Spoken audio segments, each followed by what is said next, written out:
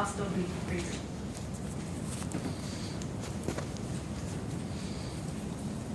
I didn't know that when I wrote what I had to say. So you can read it slow. There you go.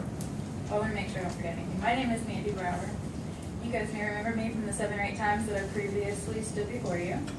I stand now again to speak for those who cannot, the cats and dogs at Paulding Animal Control. For nearly 2 years, I've been coming before you to ask for life-saving changes at Animal Control. And on the side, I've worked diligently to drive those changes. In the very beginning, I listed 11 steps that would transform Paulding County Animal Control from killing more than half the animals that came through the door to saving more than 90% of them. I came month after month to elaborate and teach no-kill and how it works, in hopes that you would hear the truth and the moral obligation of what I was trying to tell you.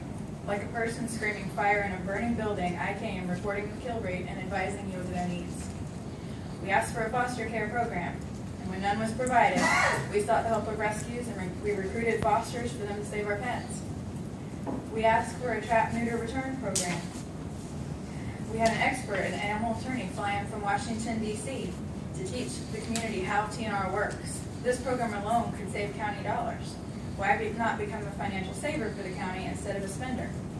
When no help was provided for TNR, we sourced traps and went out to teach and help do it ourselves.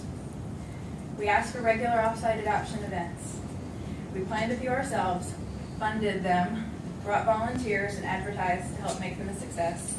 However, we were never granted regular adoption events because we were advised that there was not enough staff to cover events and the shelter.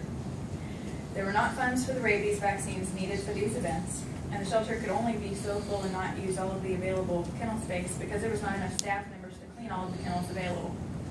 Highly treatable pets could not be treated because there was not funds for medicine, and the facility was inept for isolation.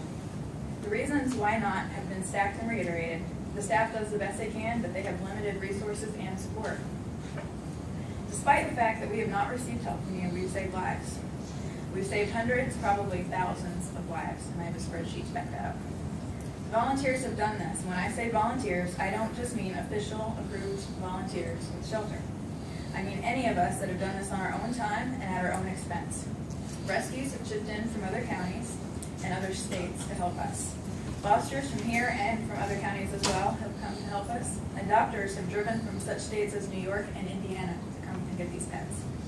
Transports have gone to Maine, Kentucky, Tennessee, New Jersey, Connecticut, Virginia, just to name a few. Sponsors have come forward from all over this country and even Canada.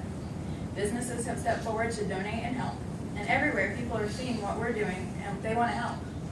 We cut the kill rate 23% in 2013, and we are on track to substantially cut it again. But now I ask, what about you? What do you have planned in this 2015 budget to help the dogs and cats at Paulding Animal Control? You are the representatives of our citizens. Do you plan to support us? An overview of the 2015 proposed budget is available online or by email. And as I reviewed the proposed budget, I don't see additional staff on this budget. When there isn't enough staff for regular adoption events or to be able to clean extra kennels during busier seasons, I can't help but notice that there are no funds designated for building improvement.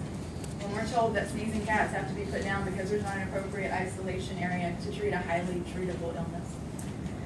Before you tell me that there's not any funds for these things at Paulding Animal Control, I will tell you this. The funds that you do not spend on extra staffing will be spent on killing and disposing of these cats and dogs, because the pets will come regardless. The funds that you don't spend on preventative vaccines are really cheap, FBRCPs and kennel cough.